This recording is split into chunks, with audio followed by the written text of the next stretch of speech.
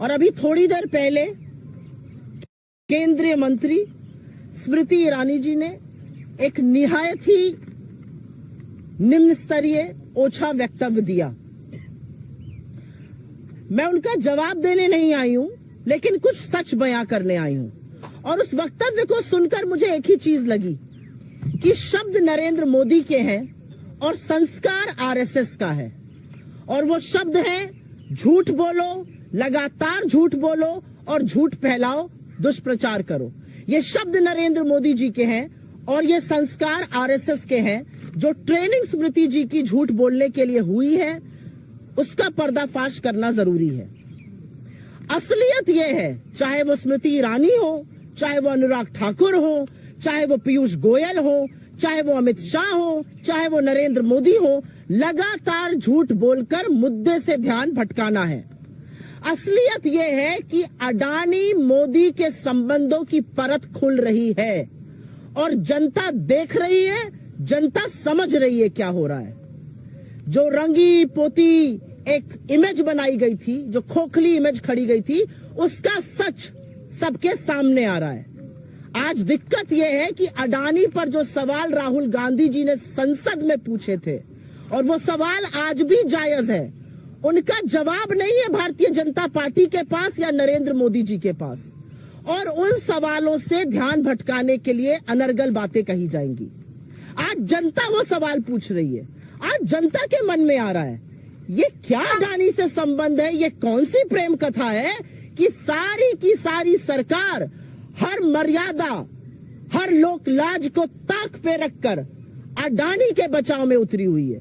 अरे मोदी का बचाव कर लीजिए तो हम समझते हैं, अडानी का बचाव करने के लिए हर सांसद, हर मंत्री, देश के प्रधानमंत्री तत्पर हैं। आपने देश की संसद को, देश के लोकतंत्र को गिरवी रख दिया कि अडानी बच जाए। लेकिन आज वही जनता के मन में यह सवाल है और वो जनता पूछ रही है, ऐसा कौन सा रिश्ता है, ये क्या दिक्कत है अडानी की जो बचाने के लिए सारी सरकार खड़ी हुई है।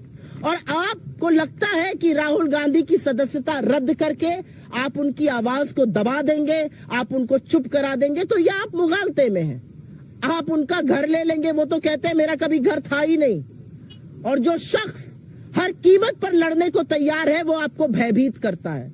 उनके वक्तव्य में मुझे डर नजर आया, उनके वक्तव्य में मुझे बौखलाहट नजर आई, उनके वक्तव्य में मुझे घबराहट नजर आई कि ये क्या, इतना कुछ करने के बाद भी अडानी के संबंधों पर दर परत खुलती जा रही है, कलई खुलती जा रही है, सच सामने आता जा रहा है।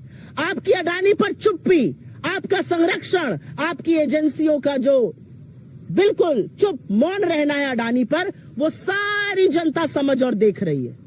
लेकिन स्मृति ईरानी जी से मेरे कुछ सवाल हैं और वो सवाल लाजमी है। एक महिला मंत्री है, महिला बाल विकास मंत्रालय की मंत्री है, मजबूत नेता है भारतीय जनता पार्टी की। आप विक्टिम कार्ड क्यों खेलती हैं? You are not a victim, आप किसी तरह से विक्टिम नहीं है। आप एक सशक्त महिला है, आप मंत्री हैं, सांसद हैं, आपसे ज्यादा मजबूत कौन है? आप विक्टिम कार्ड क्यों खेलती हैं? क्योंकि विक्टिम तो वो महिला है जो 400 रुपए का सिलेंडर आज 1200 पर ले रही है। विक्टिम वो महिला है जो आटे पर जीएसटी दे रही है। विक्टिम वो महिला है जो सरसों का तेल 90 पर था, आज 200 पर खरीद रही है। विक्टिम वो लोग हैं। आप महिला और बाल विकास मंत्रालय की मंत्री है ना स्मृति जी, मेरा आपसे एक सवाल है। आप लखीमपुर के चीरहरण पर चुप रहती हैं, आप शाहजहांपुर के यौन शोषण पर चुप रहती हैं, आप हाथरस में गुड़िया को रात को जला दिया जाता है मिट्टी का तेल डालकर, आप चुप रहती हैं। लेकिन आपके बगल में बैठा हुआ भारतीय जनता पार्टी का सांसद एक महिला सांसद को, एक महिला विधायक को वैशाली की नगर वधू वेश्या बुलाता है और आप चुप रहती हैं। कब माफी मांगिएगा आप इस देश से? आज कहने का वक्त है, खड़ी होइए और माफी मांगिए इस देश से। महिला बाल विकास मंत्रालय की मंत्री हैं आप, ये आपकी नैतिकता है? आपके बगल में बैठा हुआ सांसद, भाजपा का सांसद, एक महिला सांसद और एक महिला विधायक को वैश्या कहता है और आपके मुंह से एक शब्द नहीं फूटता है। आप अंकिता ठाकुर पर चुप रहती हैं, आप तमाम उन रेप केसेस पर चुप रहती हैं जहां पर आपके लोग संलग्न हैं।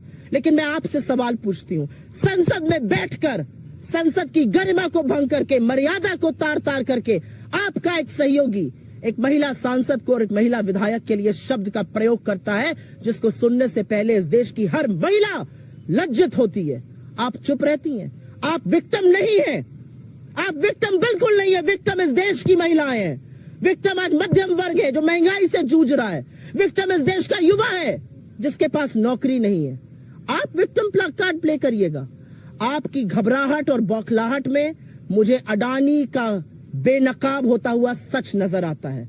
मुझे हर कीमत पर अडानी को बचाने की आपकी, आपके प्रधानमंत्री की, आपके मंत्रियों की, आपके सरकार की मंशा और प्रतिबद्धता नजर आती है। लेकिन वो कहते हैं ना कि सच को कितना भी छुपाओ वो और उतनी ही दुगनी ताकत से उभरता है। सूरज की रोशनी छुप नहीं सकती किसी बादल से, और अडानी का सच आज ये देश समझ रहा है, देख रहा है। आपका सारा तंत्र, आपकी एजेंसियां, आपके लोग और आप खुद लगातार राहुल गांधी जी के पीछे पड़े हुए हैं। वो एक व्यक्ति जो सच बोल रहा है, वो एक व्यक्ति जिसने वाकई में आपको व्यथित करके रख दिया है। मैं पूछना चाहती हूं आपसे, कब अडानी पर बोलिएगा? कब आपकी एजेंसियां जांच करेंगी? अडानी पर ये मौन व्रत क्यों है? 4 ही सवाल तो पूछे अडानी पर।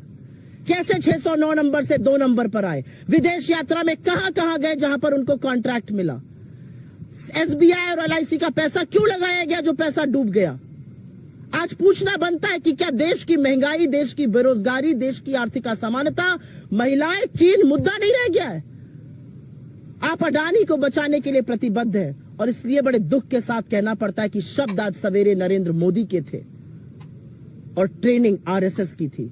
क्योंकि स्मृति ईरानी जी, विक्टिम कार्ड खेलना बंद कर दीजिए। आप विक्टिम नहीं हैं, आप एक सशक्त महिला हैं। अडानी पर जवाब दीजिए। अडानी पर अपनी सरकार को बोलिए जांच कराएं। अडानी पर आपकी चुप्पी लोकतंत्र की हत्या करती है और लगातार हत्या करती है। और मैं अंत में एक बात जरूर कहूंगी, और ये बात कहनी जरूरी है। आपको लगता है राहुल गांधी जी चुप हो जाएंगे? जो सवाल सदन में खड़े होकर राहुल जी पूछ रहे थे, वो सवाल आज इस देश का हर व्यक्ति पूछ रहा है। अडानी और आपका रिश्ता क्या है? अडानी पर मोदी चुप क्यों है? अडानी पर जांच कब होगी? और अडानी को बचाने के लिए सारी सरकार क्यों तुली हुई है?